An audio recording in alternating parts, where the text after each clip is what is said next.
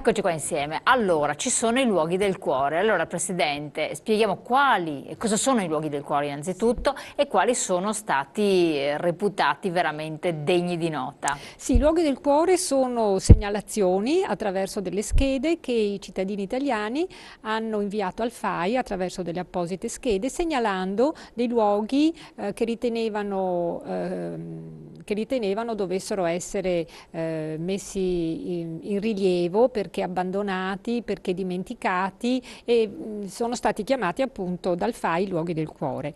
Quest'anno il censimento ha avuto un successo straordinario, senza precedenti. Il FAI ha ricevuto più di 1.600.000 voti, quindi tantissimi rispetto alle precedenti edizioni. La cosa interessante da dire è che tra i primi 20 di questo 1.600.000 voti ci sono due beni veneti. Uno è la scuola Gabelli di Belluno e l'altra è il Forte San Felice a Chioggia. Che cosa significa? Significa che i veneti sono sensibili al loro patrimonio e che ci sono anche dei gruppi, delle associazioni che stimolano i cittadini a non solo a spedire queste cartoline al FAI, ma si preoccupano che certi beni del loro territorio vengano valorizzati, valorizzati ecco, meglio. ma ad esempio il Forte San Felice a Chioggia, per fare un esempio, è visitabile tutto l'anno? No, adesso bisognerà vedere se è possibile. Sì, se è possibile. Anche la scuola Gabelli è chiusa. La scuola Gabelli è stata antesignana negli anni 50-60 perché aveva anche un giardino e un orto e dove i ragazzi facevano esperienza manuale di cosa vuol dire coltivare un orto, di cosa vuol dire coltivare il giardino. Poi la scuola è stata chiusa, ma è rimasta nel cuore dei cittadini che l'hanno riproposta. E quindi no, è un fattore anche educativo importante, certamente. La valenza. A livello nazionale ci sono altri siti? Il vincitore è il convento dei frati Cappuccini a Monterosso, alla Spezia, che ha totalizzato 110.000 segnalazioni, il doppio dei voti totalizzati dalla cittadella di Alessandria, che fu il luogo più segnalato 2 anni fa. I primi 13 luoghi hanno avuto più di 20.000 voti ciascuno. Caspita, quindi sì. Questo cambierà le loro sorti in qualche modo? Questo cambierà, speriamo, le loro sorti, perché poi bisogna che ci sia anche un iter, bisogna che poi ci sia sempre i fari puntati su questi beni, perché altrimenti nel prossimo censimento, se non si rivota più questi beni, se ne votano degli altri, è difficile poi stare dietro a tutti, ma bisogna che i cittadini devono prendersi a cuore i propri monumenti, le proprie bellezze, perché il FAI può fare molto, assolutamente, è senz'altro un interlocutore importante tra il cittadino e lo Stato, ma sono i cittadini poi che devono prendersi cura del proprio monumento, del proprio bene e valorizzarlo. Il FAI può fare molto, però poi l'ultima parola... del privato, assolutamente. Non solo, ma proprio del cittadino stesso.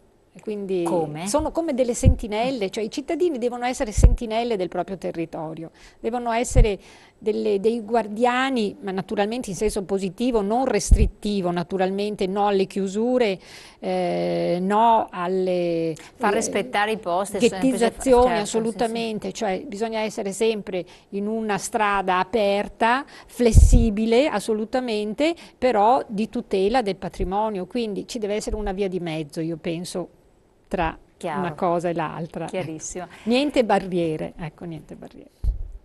Luoghi del cuore passati.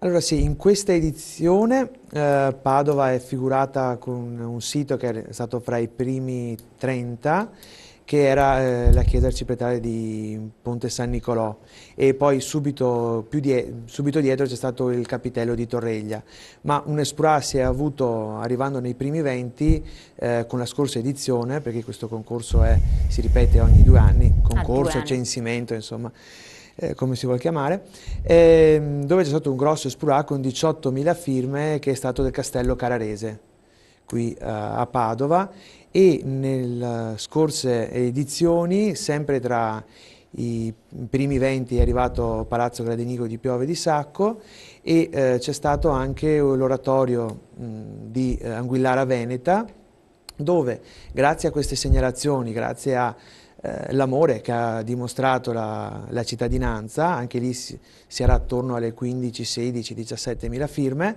si è innescato un meccanismo dove una parte di fondi insomma, sono stati dati dal FAI grazie allo sponsor partner di questa iniziativa che è una banca di territorio.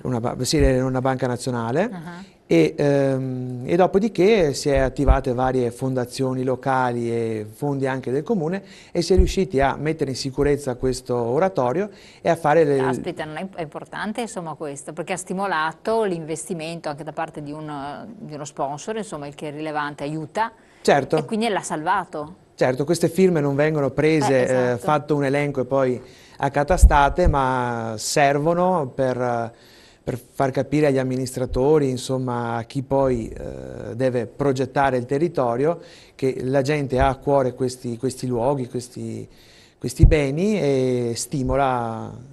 Ecco, infatti è importante che le persone anche sappiano che il proprio voto, la propria partecipazione non resta cosa perduta, ma che ha una valenza che può tutelare dei beni, può portarli a conoscenza dei giovani, insomma diventa un patrimonio collettivo condiviso, questo è significativo, no? Certo, l'intervento di uno solo non fa niente, ma se arriviamo a 110.000 firme, 18.000 firme, 10.000 firme... Sono numeri importanti. Significa che c'è un amore dietro.